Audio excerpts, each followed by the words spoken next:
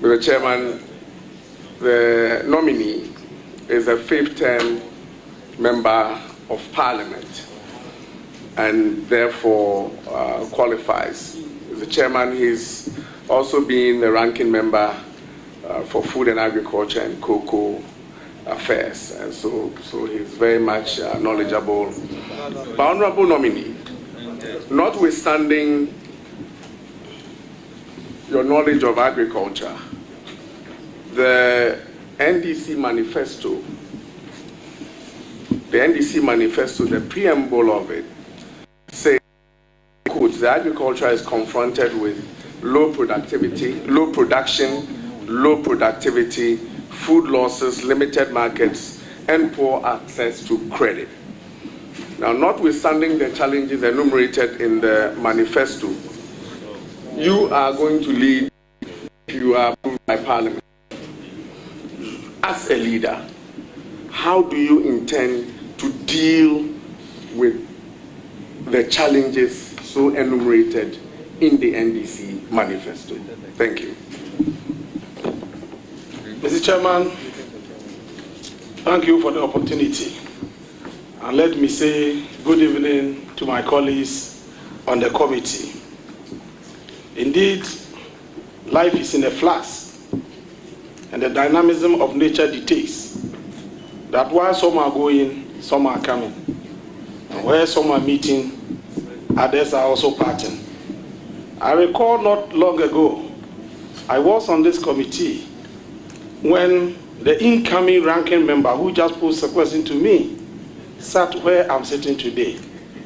And I posed to him some innocuous questions, which he answered excellently.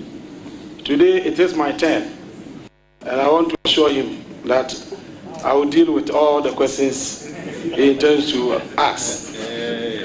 On the issue of how to deal with the problems we have identified in our manifesto, if you had read further, the manifesto provides all the mechanisms we intend to put in place to address the challenges. We want to roll out a program called Feed Ghana.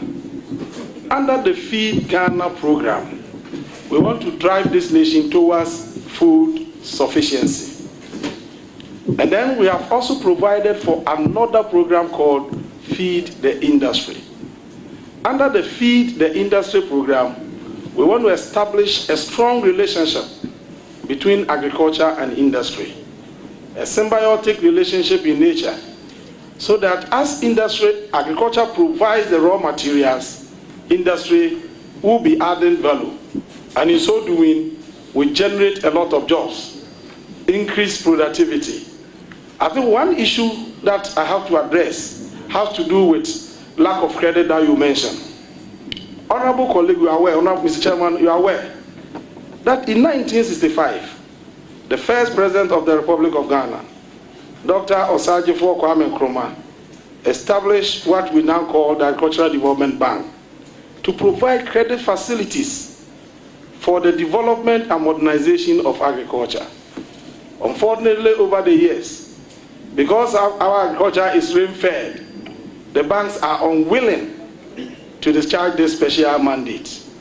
And that is why our farmers are suffering from lack of credit.